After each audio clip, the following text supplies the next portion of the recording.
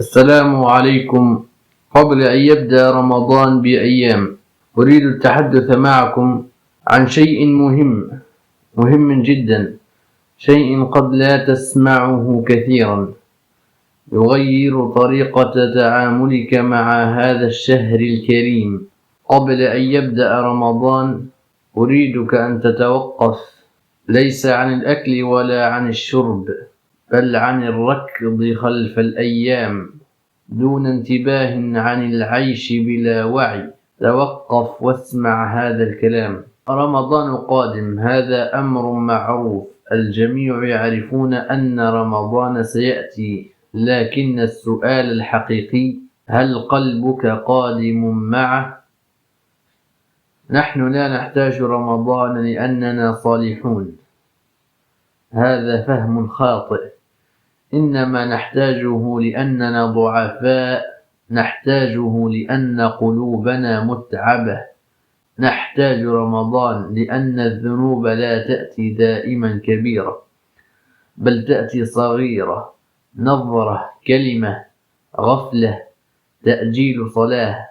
نحتاج رمضان لأن القلب إذا لم يغسل يقسو، وإذا قسى لم يعد يشعر لا بآية ولا بدعاء ولا بوقوف بين يدي الله. رمضان يذكرك أن وقتك ليس لك، وأن قلبك ليس ملكك، وأن هذه الحياة ليست النهاية. رمضان يقول لك: ما زال الباب مفتوحا، يقول لنا: ابدأ من جديد، حتى لو أذنبت 1000 مرة، حتى لو وعدنا أنفسنا ولم ننجح. رمضان ليس اختبار لقوتك، بل حضن لضعفك ورحمة بك. قال تعالى: يريد الله أن يخفف عنكم وخلق الإنسان ضعيفا. كثيرون يظنون أن الصيام مجرد امتناع عن الطعام والشراب، هذا صحيح، لكنه ليس كل الحقيقة. الحقيقة الأعمق أن الصيام ليس امتحانا للجسد فقط، بل إعادة ترتيب للروح. الصيام يعلمك أن تقول لا دون أن تخجل، أن تتحكم بنفسك لا أن تقاد، أن تكون سيد رغبتك لا أسيرها. لو كان الصيام مجرد جوع لما تغير القلب ولما لانت القسوة، لكن الذي يحدث في رمضان ليس جوعا فقط، بل انكسار جميل تشعر فيه أن الله قريب لأنك ضعيف، وحين تضعف بين يدي الله تقوى به.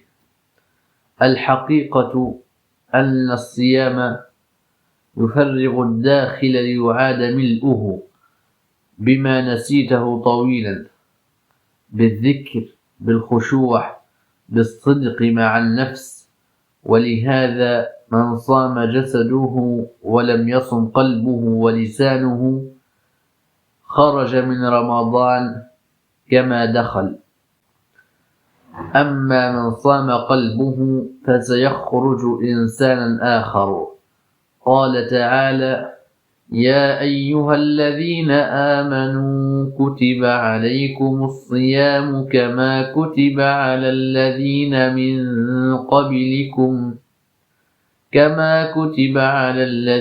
من قبلكم لعلكم تتقون. قبل أن يدخل رمضان لا تطلب من نفسك الكثير، لا تقل سأصوم كل يوم بخشوع، لا تقل سأقوم كل ليلة، لا تقل سأقرأ ختمة كاملة. هذه أهداف جميلة، لكنها قد تكون صعبة بالنسبة لك، وعندما لا تستطيع تحقيقها ستشعر بالفشل، وهذا الشعور سيبعدك عن رمضان. بدلا من ذلك اطلب الصدق في العمل. اطلب من نفسك صدقا مع الله، صدقا مع نفسك في العبادة والصوم والصلاة، وقل ربي أنا متعب، ربي أنا ضعيف، ربي لا أريد أن يمر رمضان كما مر غيره، ربي أريد أن أخرج من هذا الشهر بقلب نقي من الذنوب. هذا الصدق هو البداية، هذا الاعتراف هو أول خطوة نحو التغيير. نصائح يجب أن تتبعها قبل أن يبدأ رمضان. أولا، نظف قلبك من الأحقاد. هل هناك شخص تحقد عليه؟ هل هناك شخص لم تسامحه أو يسامحك؟ الآن هو الوقت قبل رمضان، تسامحوا، اتصل به، قل أنا آسف، لنتسامح، أنا أريد أن نبدأ من جديد، ابدأ أنت بالسلام. قال رسول الله صلى الله عليه وسلم: وخيرهما من يبدأ بالسلام. هذا التنظيف من الأحقاد سيفتح قلبك، سيجعله جاهزا لاستقبال رمضان. ثانيا، توقف عن الذنب الآن، لا تنتظر رمضان لتتوقف عن ذنب تفعله. ابدأ الآن، اليوم، هذه اللحظة، كل يوم تتوقف فيه عن الذنب قبل رمضان هو تدريب لقلبك، هو تقوية لإرادتك، هو استعداد حقيقي. ثالثا، ابدأ بقراءة القرآن الآن، لا تنتظر رمضان، ابدأ بقراءة بعض الآيات كل يوم.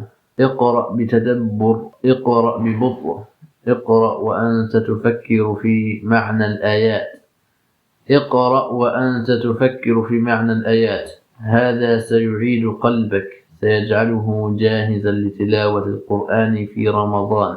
رابعا، ابدأ بالدعاء الآن. أعظم خسارة هي عدم مد يدك بالدعاء إلى الله الكريم. قال تعالى: وإذا سألك عبادي عني فإني قريب أجيب دعوة الداعي إذا دعان. الوقت ينفد، رمضان قريب جدا، الأيام تمضي سريعة، قريبا جدا ستكون في رمضان، وقريبا جدا سينتهي رمضان، فاغتنمه لما ينفعك ولما هو أصلح لك. فإن أنعم الله عليك وأدركت رمضان هذا العام، لا تدري هل ستدركه العام القادم أو سيدركك هادم اللذات، فاغتنمه، فإنه فرصة ثمينة، خير من الذهب والفضة والجاه والعزة. أن تستيقظ من الغفلة خير لك من أن تموت على غفلة. نلتقي في الفيديو القادم، والسلام عليكم ورحمة الله وبركاته.